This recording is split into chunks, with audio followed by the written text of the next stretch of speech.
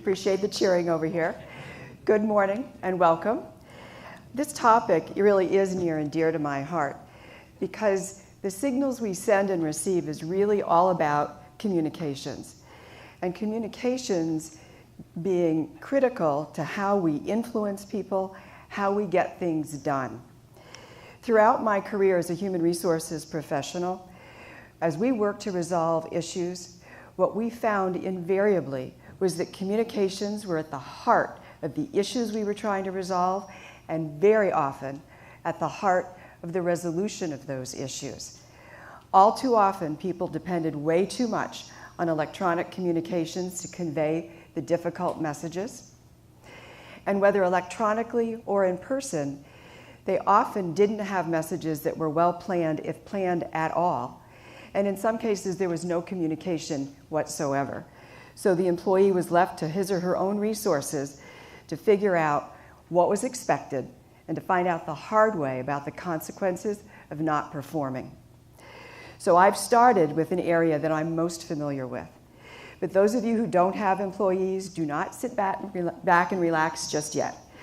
Because this topic about signals that you send and receive applies just as much to you as if you did have employees.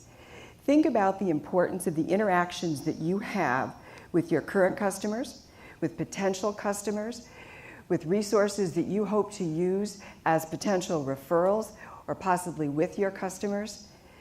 The importance of the way you communicate with those individuals, the way you influence them, is critical to your ability to accomplish your goals. So the principles of effective communication really are pretty straightforward. Maybe not so easy to execute, but they're pretty straightforward. And I think there are three basic ones. The first is to make sure that you know what your message is. What do you want to articulate? So understanding what result you want and or what outcome would be successful.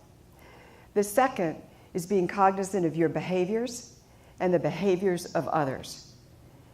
Because the signals that you send with your behaviors and the signals that you receive, hopefully you receive, are going to have a lot to do with how successful you are with influencing those people the way you want to.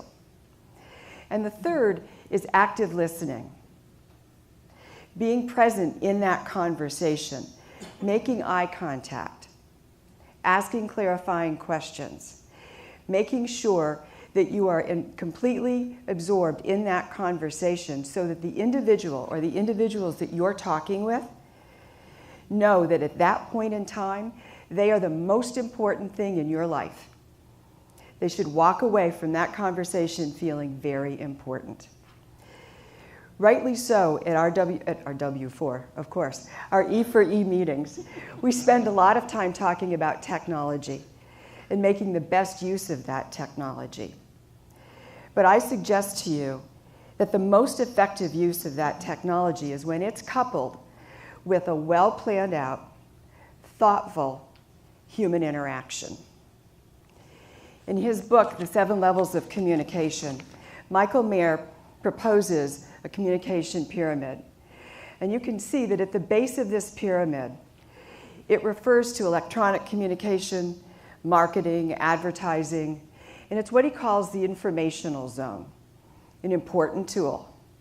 At the top of the pyramid is where he talks about personal interaction, so events, presentations, phone calls, one-on-one conversations, and he calls that the influence zone. Think about why you're here. Aren't you here today because you want to meet and connect and broaden your referral resource? With the prevalence of electronic communications, it's really easy to underestimate the value of a personal conversation, the power of that sort of interaction. I think that that's where we have our most influence, and apparently Mr. Mayer does as well. So, inevitably, when we have our personal interaction, meaning when your messages and your behaviors are aligned, is when you have your best opportunity to positively influence the people that you're working with, you're dealing with, that you're communicating with. This is the time when you need to be thinking about what signals you're sending. The signals we send establish our personal brand. They talk about who we are. And if we make mistakes, if we don't spend time focusing on our words and our actions, we're not using, nor are we strengthening, a really powerful tool. And so in this particular picture, what is painfully obvious is that the signal that Dad is sending, with his back turned to his little girl, is inconsistent with his message, which is, please keep on talking, I'm listening. So what does she walk away with? What message does she receive? And if you aren't open and paying attention, then likely you're going to miss the signals that are being sent to you, and that's a critical opportunity that's lost. And it may be incredibly difficult to recover from that if you can recover from it. So I would challenge you, suggest that you don't answer out loud, but challenge you to think about, to ask yourself the question, are you really an active listener? Are you really paying attention? And does it matter to you what people are saying?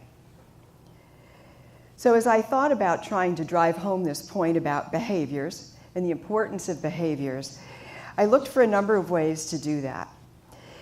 And what I decided to do is to begin with The Art of War, Sun Tzu.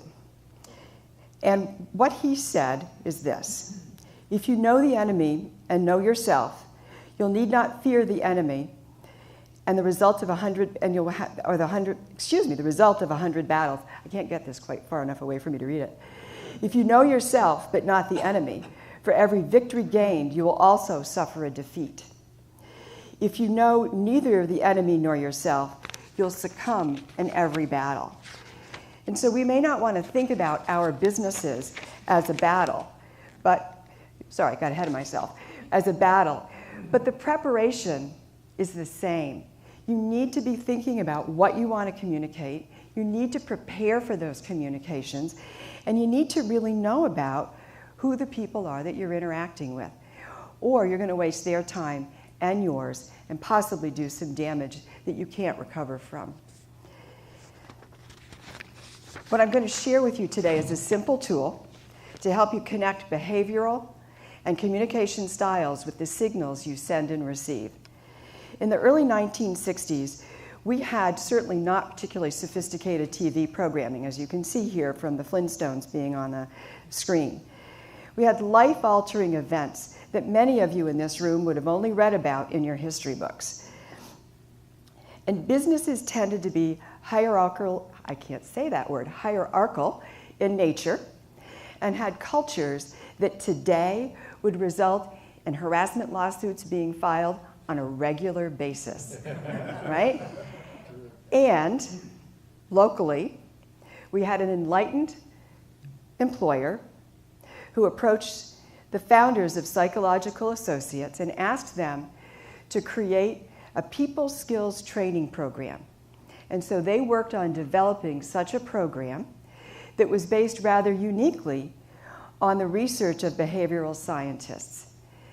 And the foundation of that program is called, the dimensional model of behavior. And you have copies of this model on the tables.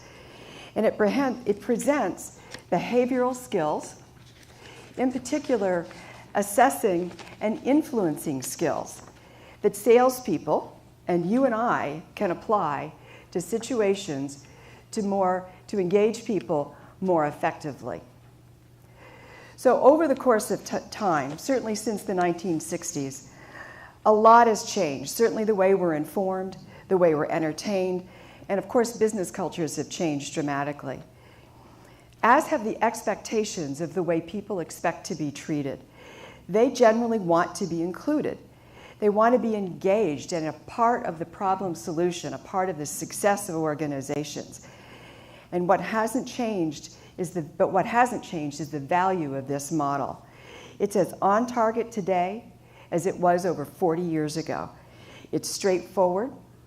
It can be used in a number of ways, even without the use of a full-blown training program. And for our purposes, we're going to take a little trip through this model. We're going to focus on the ways that would be appropriate to respond based on the behavioral descriptions in each of the quadrants. And so this is where the audience gets to participate. So, listen up. Okay, so in quadrant 1, the description of the behavior, in summary, is controlling, insensitive to others, and motivates by threat or coercion. So, short of physical harm, what would be an appropriate way to respond when dealing with an individual who has that behavioral style? Just 1 or 2 words. Anybody dare take a guess? This is easy. Run away? Well, run away, that's a possibility. I was thinking of something that might be a little more engaging, but that might work. Smile.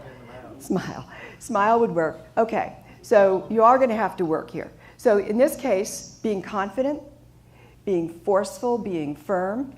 So rather than running away, which might feel better, rather than running away, you'd want to respond in a way that presents a confident manner. Okay, so now maybe you get the idea. Quadrant 2, the behavior that's described is cautious, secretive, tries to avoid close. How would you respond? What do you think your behavior should be? Anyone? This is the classroom time now. Friendly. Friendly, yes. Being patient, being slower paced, being more deliberate. Factual. Factual, yes, thank you. Okay, quadrant 3. This is highly social, overly optimistic, motivated by loyalty, seeks out close and relaxed interpersonal situations. Oh, this is way too quiet a group. This isn't that hard, y'all. Okay, we'll take you off the hook for time's sake. Being friendly, being focused, guiding the conversation. Think about what happens when you deal with a person who's really more interested in talking about what they did the night before as opposed to the business conversation you're having. And finally, in quadrant 4, which is where, of course, where we all live. We're collaborative, we're assertive, we're businesslike, we reach decisions through candid give and take, we're motivated by understanding and commitment. So what would the best way be to work with an individual like that? Compromise. Yes, compromise. Being collaborative, being open, being receptive to the ideas, thinking in terms of teamwork. So the idea here is really not to be labeling people, but the point of it is to recognize the style of those that we hope to influence and think about accommodating our own behavior to get the best results. And conversely, to think about the way to be reflective about our own behaviors and think about whether we're actually influencing people the way with the results that we want. And if not, perhaps there's a development opportunity. So if none of that flips your skirt, I'm going to try this one more way. I want you to look through this in one other lens. The silver rule, you may not be all that familiar with. Most of us grew up and we continue to say to our children and grandchildren, follow the golden rule. What I'm going to ask you to focus on, though, is the platinum rule, because the platinum rule shifts the focus to the individual that you're talking with, that you're working with. It accommodates the feelings of others. And so essentially what happens here is that you shift from a situation where you presume that what you want is what everybody wants, and so that's what you give them, to a situation that says, I'm going to find out what you want, and then I'm going to work hard to give that to you. And frankly, that's a far better place to be, right? So in conclusion to this, have clarity of purpose, be cognizant of the behavior, your behavior, and the behavior of others, thinking about the signals that you're sending and the signals you should be receiving so that you can better accommodate and have a more positive result. Be active listeners. Don't be looking in your lap thinking you're cleverly hiding that phone looking at your email while somebody's talking to you, because it doesn't work. Everybody knows what you're doing.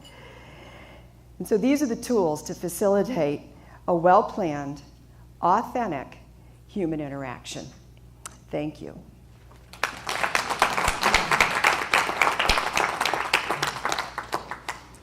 Do we have any time for questions, Stephen? Yeah, about the message.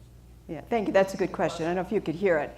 But the question is, in the communications, did people remember what the content of the message or how they felt about the message?